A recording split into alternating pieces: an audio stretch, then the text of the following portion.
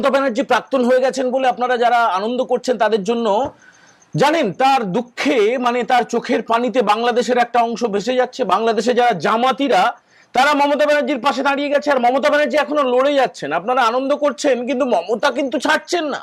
প্রাক্তন হয়ে গেলে কি হয়েছে, তিনি লড়ে যাচ্ছেন। দেখুন কাউন্টিং এর দিন যাতে তার পা চাটা পদলেহনকারী অফিসাররা থাকে সেইটাকে নিশ্চিত করার জন্য খালা মমতা গিয়েছিলেন কোথায়, হাইকোর্টে। হাইকোর্ট দুগালে দুটো থাপ্পড় মেরেছে, যেমন করে থাপ্পড় মেরে থাকে, একদম পাত্তা দেয়নি, লাথি মেরে তাড়িয়ে দিয়েছে তৃণমূলকে। তৃণমূল আবার চলে যাচ্ছে সুপ্রিম কোর্টে। সুপ্রিম কোর্টে আবার দুটো থাপ্পড় খাবে, কিন্তু রায়টা তো এখনো হয়নি। আগামীকালকে শুনানি রয়েছে। আগামীকাল জানেন তো ছুটির দিন।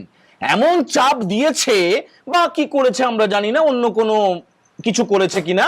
তো সুপ্রিম কোর্ট আবার একটা স্পেশাল বেঞ্চ তৈরি করেছে তোলামূলের এই মামলা শোনার জন্য। ভাবা যায়, বিরাট দম আছে, লড়ে যাচ্ছেন, খালা মমতা লড়ে যাচ্ছেন। সুপ্রিম কোর্টে গিয়ে তারা বলবেন যে পশ্চিমবঙ্গে যে 294টা কেন্দ্রে গণনা হবে আগামী 4 তারিখে, 4 তারিখ সকাল 8টা থেকে গণনা শুরু হওয়ার কথা হবে।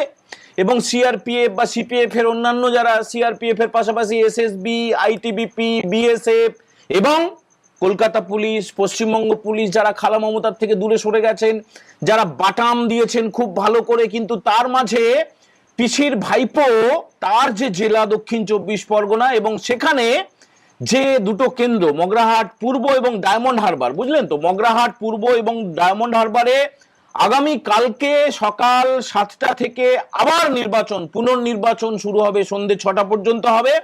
খবরটা আপনারা জেনে গেছেন। আগের এপিসোডে আমরা এক লাইন শুধুমাত্র ধরাতে পেরেছিলাম, তখনও পর্যন্ত কটা কেন্দ্রে নির্বাচন, কখন থেকে কখন, কোন কোন বুথে নির্বাচন ঘোষণা হয়নি। মগরাহাট পশ্চিমে 11টা বুথে পুনর্নির্বাচন হবে। আচ্ছা, ডায়মন্ড হারবারের 4টে বুথে পুনর্নির্বাচন হবে 2 মে, মানে 2রা মে, আগামীকাল সকাল 7টা থেকে সন্ধ্যে 6টা পর্যন্ত। এবারে আসল কথাটায় আসি। হাইকোর্টে তো থাপ্পড় খেলো, কল্যাণ ব্যানার্জি ছিলেন আইনজীবী, তাকে বলল যে এইভাবে রাজনীতি করবেন না। আপনার হতাশাটা স্পষ্ট হয়ে যাচ্ছে, সেন্ট্রাল গভর্নমেন্টের এমপ্লয়ীদেরকে এইভাবে অপমান করছেন কেন। হাইকোর্টে সেই মামলা খারিজ হয়ে যাওয়ার পরে, হেরে যাওয়ার পরে, পালিয়ে আসার পরে এখনো পর্যন্ত খালা মমতা লড়ে যাচ্ছেন। তিনি সুপ্রিম কোর্টে গিয়েছেন, আর খালা মমতার চোখের জল তো আপনারা দেখেছেন, যেভাবে মাঝরাত পর্যন্ত দক্ষিণ কলকাতার শাখাওয়াত মেমোরিয়াল গার্লস হাই স্কুলে গিয়ে তিনি 4 ঘন্টা বসেছিলেন। সে ব্যাপারে শুভেন্দু অধিকারী কি বলেছেন সেটা শোনাবো, কিন্তু তার আগে তার যে চোখের জল, তার যে হতাশা, তার যে উদ্বেগ, তার যে কষ্ট, তার যে ব্যথা, সেটা নিয়ে বাংলাদেশের প্রতিক্রিয়া শুনলে আপনারা অবাক হয়ে যাবেন। বাংলাদেশের লোকজন, বাংলাদেশের এমপিরা, বাংলাদেশের জামাতিরা, বাংলাদেশের মৌলবাদীরা, তারা কি এসে এখানে ভোট করাবে? তারা কি এসে এখানে কাউন্টিং এ যোগ দেবে? মানে তাদের তো ঘুম হচ্ছে না। খালা মমতার ঘুম হচ্ছে না, ঠিক আছে, বোঝা যাচ্ছে। পিসির ঘুম হচ্ছে না, খালা বুয়া আপু যাই বলুন তার ঘুম হচ্ছে না, ভাইপোদের ঘুম হচ্ছে না, চোরেদের ঘুম হচ্ছে না, ডাকাতদের, ফেরেববাজদের, দুর্নীতিবাজদের, ধর্ষকদের, তাদের ঘুম হচ্ছে না। কিন্তু বাংলাদেশিদের একটা অংশের কেন ঘুম হচ্ছে না সেটা তো আমাদের মাথায় ঢুকছে না। সংসদে আলোচনা হচ্ছে, সংসদে, বাংলাদেশের সংসদে মমতা খালার চোখের জল নিয়ে আলোচনা হচ্ছে। শুনুন।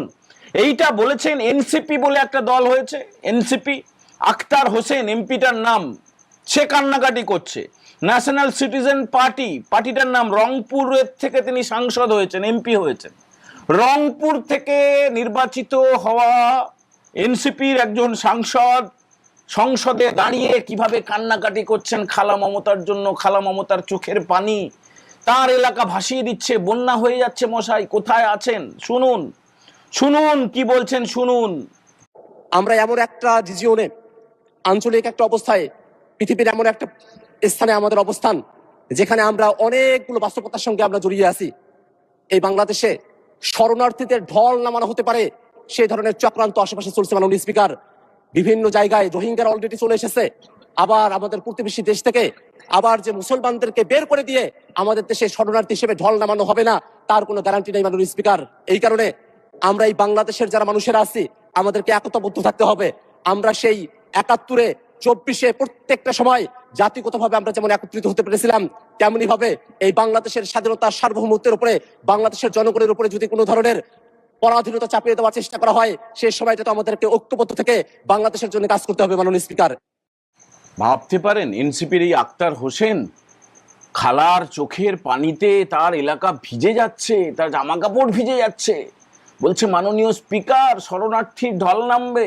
মানে বাংলাদেশ থেকে যারা কাঁটাতার পেরিয়ে চলে এসেছিল, যারা ওই অমিত শাহ বলেন না ঘুষপেটিয়া, সবাইকে খুঁজে খুঁজে ডিপোর্ট করা হবে, প্রথমে ডিটেক্ট করা হবে, তারপরে ডিপোর্ট করা হবে। বলেন না অনুপ্রবেশকারীদের বিরুদ্ধে প্রধানমন্ত্রী নরেন্দ্র মোদী বলেছেন না যে কাউকে, কোনো অবৈধ অনুপ্রবেশকারীকে, অভারতীয়কে রাখা হবে না, শরণার্থীদের রাখা হবে। যারা হিন্দুরা বাংলাদেশ থেকে যারা ধর্মীয় উৎপীড়নের কারণে চলে আসতে বাধ্য হয়েছেন তাদেরকে নাগরিকত্ব দেওয়া হবে। কিন্তু যারা চোরা পথে টাকা পয়সা দিয়ে তৃণমূলের পা টিপে, পা চেটে, চটি চেটে, পদলেহন করে এখানে এখনো পর্যন্ত আছে এবং ভোটার হিসেবে যারা যারা ভোট দিয়েছে এবং তাদেরকে বাঁচানোর চেষ্টা করা হয়েছে। মমতা ব্যানার্জি যখন তার সরকারিভাবে তিনি ইস্তফাপত্রটা দেবেন, তখন তো ওই মমতা সাম্রাজ্যের পতনের কারণ কি আপনাদেরকে তো বলতে হবে, শুনতে হবে। কারণটা কি? তার মধ্যে অন্যতম কারণ হচ্ছে এইটা, তিনি ভারতীয়দের বা বাঙালিদের তুলনায় ওই অনুপ্রবেশকারীদের পাশে দাঁড়িয়ে তার গোটা এনার্জিটা তিনি ধ্বংস করে দিয়েছেন, নষ্ট করে দিয়েছেন। ইসিআইয়ের বিরুদ্ধে যুদ্ধ ঘোষণা করেছেন, ভারতের বিরুদ্ধে যুদ্ধ ঘোষণা করেছেন, ভারতের একটা সাংবিধানিক কাঠামোর বিরুদ্ধে যুদ্ধ ঘোষণা করেছেন মমতা ব্যানার্জি, করেছিলেন। এখন আর বল বেরিয়ে গেছে, খেলা শেষ। যদিও তিনি শাখাওয়াত মেমোরিয়াল স্কুলে গিয়ে 4 ঘন্টা বসেছিলেন, 4 ঘন্টা যে জায়গায় বসেছিলেন সেখানে তার বসার কথা নয়। প্রত্যেকটা কাউন্টিং সেন্টারের বাইরে প্রত্যেক প্রার্থী এবং তাদের মনোনীত সদস্যদের জন্য পাখা আছে, খাবার জল আছে, শৌচালয় আছে, বসার আলাদা জায়গা আছে। শুধুমাত্র ফেরেববাজি করে, শুধুমাত্র চমকে ধমকে তিনি যে জায়গায় বসেছিলেন, যদিও তিনি সুবিধা করতে পারেননি। তো সে প্রসঙ্গে রাজ্যের বিরোধী দলনেতা, যিনি হবু মুখ্যমন্ত্রী, আগামীর মুখ্যমন্ত্রী পশ্চিমবঙ্গের, শুভেন্দু অধিকারী, তিনি কি বললেন একটু শুনুন। কি দেখলেন ব্যবস্থাপনা? প্রথম কথা আছে 4 ঘন্টা কোন ক্যান্ডিডেট বা ইলেকশন প্রক্সিমিটিতে অ্যালাউ করা উচিত।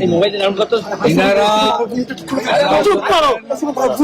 সম্মান দিয়েছেন, আমি আরো বা এখানকার ইনচার্জের এগেন্স্টে কমপ্লেন করবো না, কিন্তু ওনারা যেটা করেছেন হ্যান্ডবুকের বাইরে করেছেন।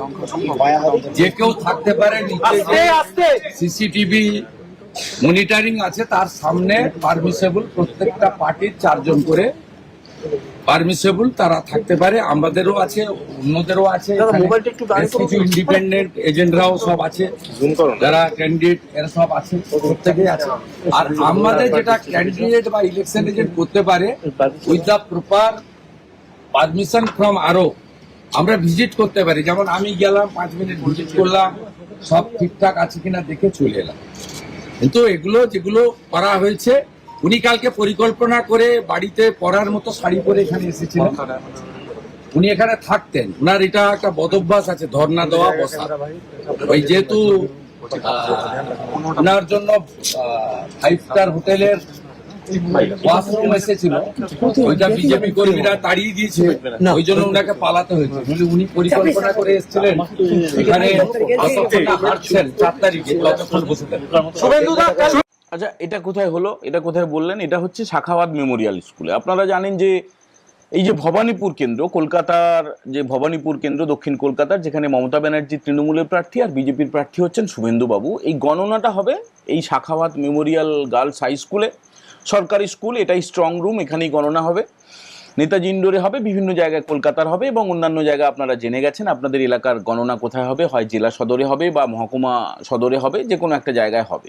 বিভিন্ন কলেজে, বিভিন্ন সরকারি কলেজে, পলিটেকনিকে, বিভিন্ন কেন্দ্রগুলো, সেই কেন্দ্রের তালিকাও আমাদের কাছে রয়েছে, যদি সম্ভব হয় আগামীকালকে জানানো যাবে। কিন্তু চোখের পানির কারণটা বুঝতে পারছেন? কেন চোখের পানি? আর সেই চোখের পানিতে কার কার কত কত কষ্ট হচ্ছে, কত কত জায়গা ভেসে যাচ্ছে, কার কার বুকে ব্যথা লাগছে। মানে এখানে হাঁটছেন খালা, তার চোখে পানি, মানে চোখের জলটাকে পানি বলেছি, খালারা তো পানি বলেন। তিনি তো এখন স্কুল পাঠ্যে বিভিন্ন শব্দকে পরিবর্তন করেছেন, রামধনুকে রংধনু করেছেন, বাবাকে আব্বা করেছেন, মাকে আম্মা করেছেন, জলকে পানি করেছেন। এখন স্কুল পাঠ্যে এটা পড়ানো হয়। নতুন সরকার এলে প্রথমেই আমাদের যেটা দাবি থাকবে যে ওই নোংরা শব্দগুলোকে, দেখুন নোংরা বা পরিষ্কারের ব্যাপার না, যেটা বাংলা শব্দ নয় সেগুলো কেন থাকবে, সেই শব্দগুলোকে সরানোর আমরা দাবি প্রথমেই তুলব। যিনি স্কুল শিক্ষা দপ্তরের মন্ত্রী হবেন, বা যদি ওই তৃণমূলের মতো সব আলাদা আলাদা দপ্তর হয় আলাদা কথা, কিন্তু সম্ভবত শিক্ষা দপ্তর একটাই দপ্তর হতে পারে। স্কুল শিক্ষা, উচ্চ শিক্ষা, কারিগরি শিক্ষা, মাদ্রাসা শিক্ষা, সব শিক্ষা টিক্ষা মিলিয়ে একটা ছাতার তলায় থাকাটাই ভালো। কেন্দ্রীয় সরকারের তাই রয়েছে। আর এ রাজ্যে সেই বামফ্রন্ট জমানা থেকে শিক্ষার প্রত্যেকটা আলাদা আলাদা আলাদা আলাদা দপ্তর, আলাদা আলাদা সেক্রেটারি, আলাদা আলাদা অফিস, আলাদা আলাদা গাড়ি, আলাদা আলাদা পিয়ন, সব আলাদা আলাদা। তো তার ফলে যা হওয়ার তাই হয়েছে, একদম চুরি করে ফাঁক করে দিয়েছে। সেই সরকারটা পতন হচ্ছে কয়েকদিন পরে।